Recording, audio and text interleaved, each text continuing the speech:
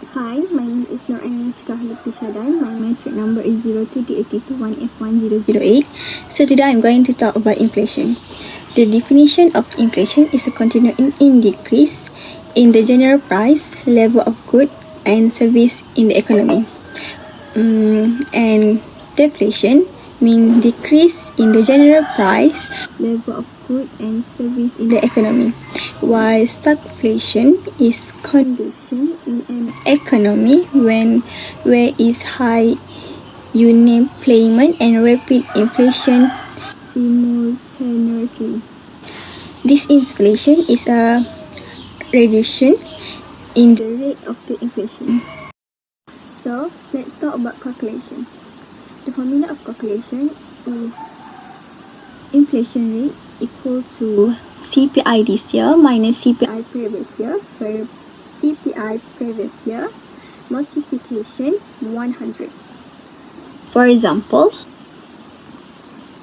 given that CPI1 for the year is 2000 was 121 and for the year is 110, and inflation rate using the above formula would be inflation rate equal to 121 minus 110, where 100% multiplication 100 equal to 10%. We have two causes of inflation. First of all, we have cost push inflation, and second, we have a demand pull inflation. Demand pull inflation. Based on the graph, increase in AD above full employment from 81 to 82, increase price to P2 but output remain constant. Increase in AD from AD0 to AD1 will increase the price from output Y0 to YF.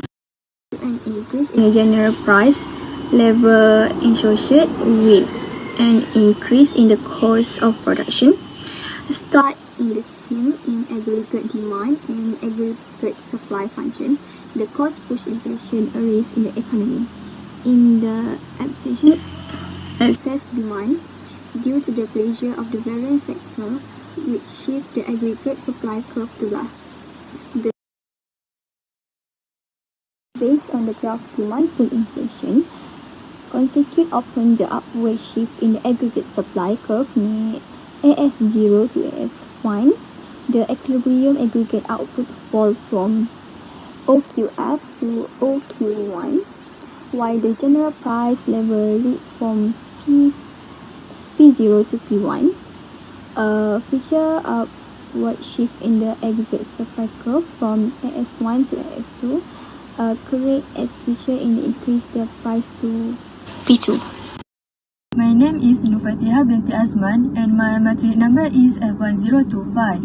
I want to discuss about effects of inflation. Distribution of income. The people who stand to gain from continuous inflation are businessmen who earn high profits from rising price, property owners such as real estate owners who gain when property price increase during an inflation. Shareholders who receive high dividends since companies' profits are high. Debtors because the real value of money has changed. Next, the people who tend to lose from continuous inflation are people dependent on fixed income such as salary workers and pensioners, holders of government bonds, holders of fixed deposit in bank, and holders of life insurance policies and money. Savings. During inflation, the value of fixed deposit, bonds, life insurance policies and money would depreciate in terms of real income. Next, production. The general level of price risk and producer make high profit. Balance of trade. Many countries face a deficit balance of trade since imports are greater than export.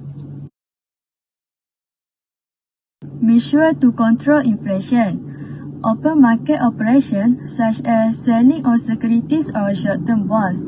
The sale of short-term bonds or government securities and treasury bills to the public and banking community by the central bank directly reduce the total amount of cash balance in the public asset portfolio and cash reserve with the commercial banks. Next, raising the reserve requirement. The central bank would raise the reserve requirement to reduce cash resources in commercial banks and force these commercial banks to restrict their lending activities. Rising the discount rate or bank rate.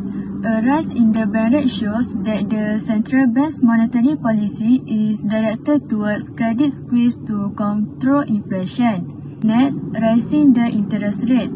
The central bank would pressure commercial banks to increase their rate of interest on deposit from the public. Selective credit control policy. The selective credit control policy takes the form of issuing directive to commercial banks prohibiting them from lending against certain commodities or reducing the total credit limit granted to the public. Fiscal policy. Increase in tax. A highly regressive tax structure can successfully reduce the impact of inflation on the economy. Decrease in government expenditure, such as a reduction in government expenditure, will directly affect aggregate demand. Direct control measures. Price control and rationing. The government will control the price of goods by fixing a floor price and a ceiling price. Next, anti-hoarding campaign. This arises when reports are made against producers and consumers who store goods unnecessarily because such storing can cause an artificial shortage and push price up. Compulsory savings. To control inflation, it is essential to introduce a compulsory savings plan. That's all from us. Thank you.